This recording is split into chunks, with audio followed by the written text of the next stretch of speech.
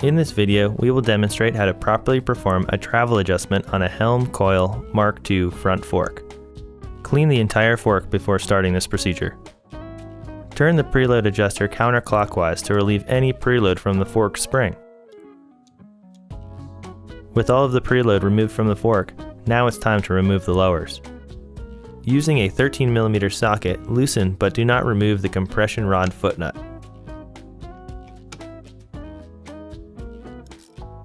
Using an 18mm socket, loosen the rebound knob assembly.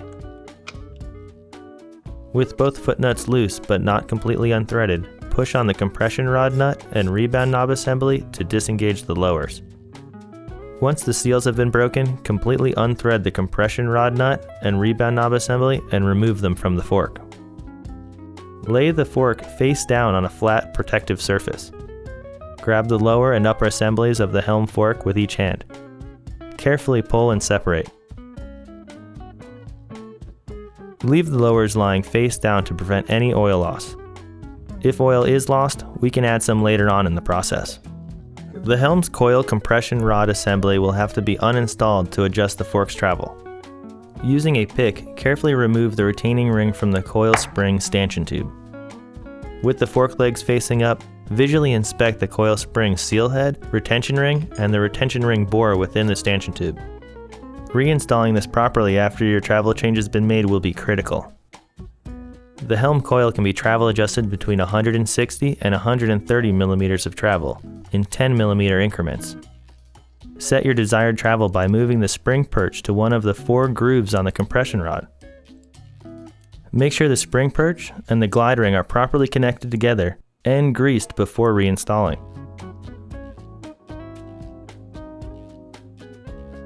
To install the retaining ring, start with one end of the ring seated in the bore of the stanchion tube and work in a circle until the ring is fully seated. Verify that the retaining ring is properly in place by delicately using your pick. With the compression rod and damper rod fully extended, inspect the O-rings located on the ends of the assemblies. Replace if necessary. Fully closing both the high-speed and the low-speed compression adjusters and adding a fresh coat of suspension grease to the wiper seals will aid in the reassembly. Note the orientation of the flanges located inside the bottom of the lowers. Align the flanges on the compression rod and the damper rod to the flanges inside the lowers.